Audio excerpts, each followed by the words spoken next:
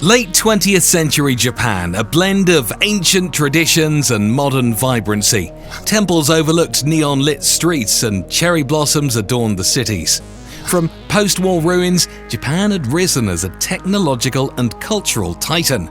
It had been dominating the world stage in the realms of electronics, entertainment, and engineering. Brands like Sony and Nintendo were household names, reshaping entertainment, while companies like Toshiba and Panasonic were at the forefront of technological advancements. But where Japan was really dominating the competition was in the automotive world. Brands like Toyota, Nissan, and Mazda were not just making cars, they were creating legends like the Supra, Skyline, and RX-7. Amidst this dominance, Honda was preparing to introduce their own player to compete for the best JDM title, a vehicle that epitomized racing spirit and roadster elegance. Soon, the world would get to know the S2000. The year was 1999 and the world stood at the cusp of a new era. As the 20th century prepared to take its final bow, there was a palpable sense of anticipation and reflection. In the heart of this global transition was Honda, a company that had spent the last 50 years carving out a reputation for innovation, reliability, and engineering excellence. Founded in 1948 by Soichiro Honda, the company had begun its journey with humble motorcycles, quickly establishing itself as a force to be reckoned with in the automotive world. From the iconic Civic to the groundbreaking NSX, Honda had consistently pushed the boundaries of what was thought impossible. Now, as they approached their golden jubilee, the company wanted to create something that wasn't just a car, but a symbol. A symbol of their journey, their challenges, their triumphs, and above all, their commitment to excellence. They envisioned a vehicle that would capture the essence of Honda, a culmination of 5 decades of innovation and passion. After countless hours of design, testing, and refinement, the result was nothing short of spectacular. Named the S2000, a nod to its 2.0-litre engine capacity, the Roadster was a masterpiece. The S2000 was not just another car for Honda, it was a statement. Every aspect of its development was meticulously planned. The goal was clear: to create a pure, driver-focused roadster that would provide an unparalleled driving experience. Its engine, the F20C, was a marvel of engineering, a naturally aspired 2.0-litre 4-cylinder that revved all the way to 9,000 RPM. It was a testament to Honda's racing heritage.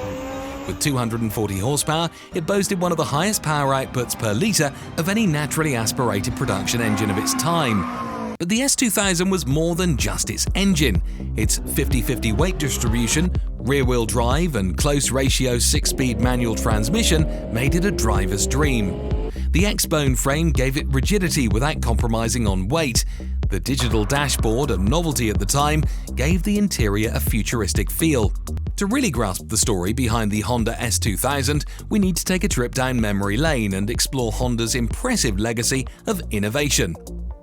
From the very beginning, Honda has been a true pioneer in many aspects of the car world, constantly pushing boundaries and reshaping the automotive landscape. In the realm of Honda's creations, there are a few that really stand out as precursors to the S2000. Take the Honda NSX for example. It wasn't just any car, it was and is one of the best cars ever produced. Back in the early 90s, Honda launched the NSX as their response to European supercars. And let me tell you, their so-called response was pure domination.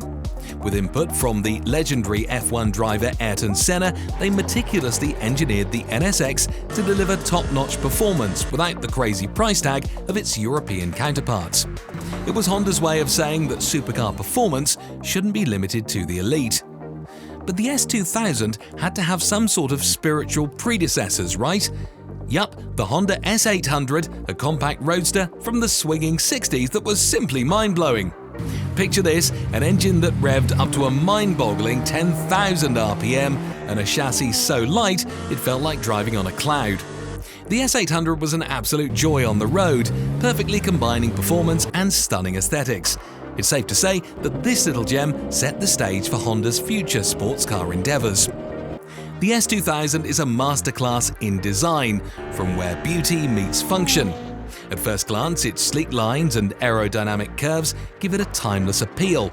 Even now, after more than 2 decades since it was introduced, the design of the S2000 still feels remarkably modern. It's a true testament to Honda's forward-thinking approach. But delve deeper and you'll see the meticulous thought process behind every design choice. Take for instance the long hood and the rearward placement of the driver's seat.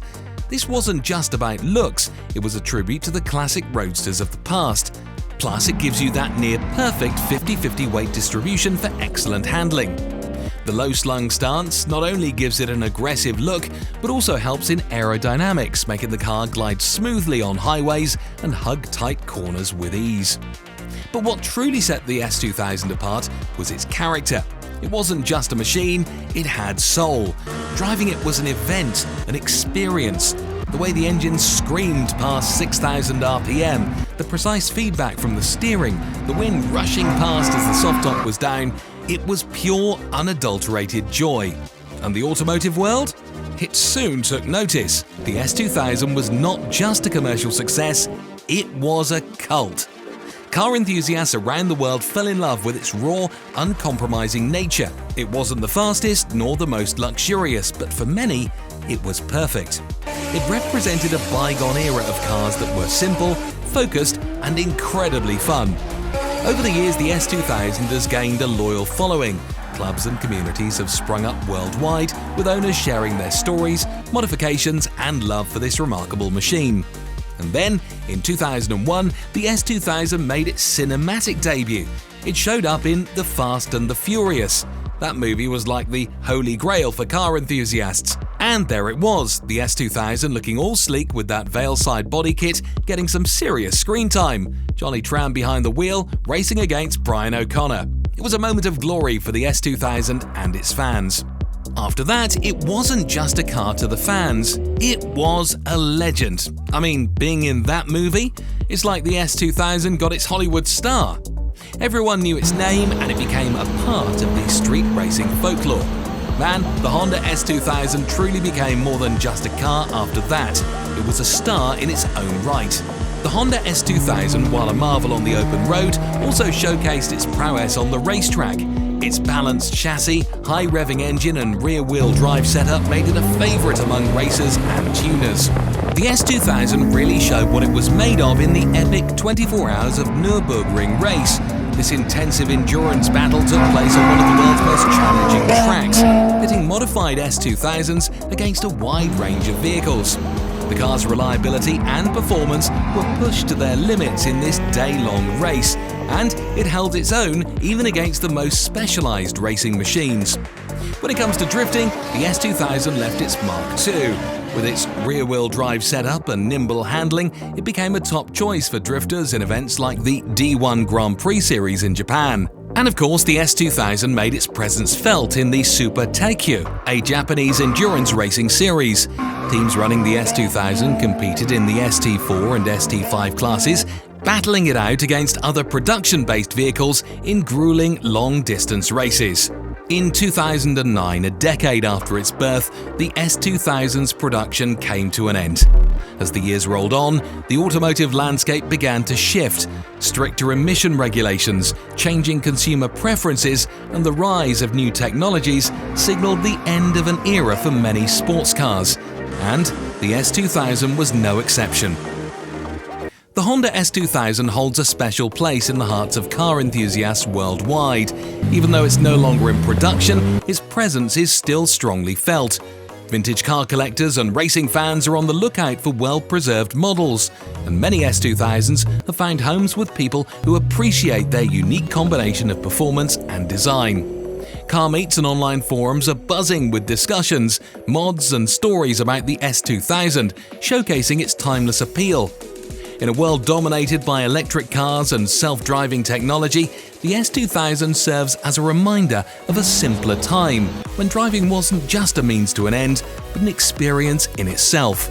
Its legacy lives on as the gold standard for what a sports car should be, and for many, it remains the ultimate symbol of top-down, open-road driving bliss. If you enjoyed this story, buckle up and stay tuned for more fascinating tales about your favourite car brands.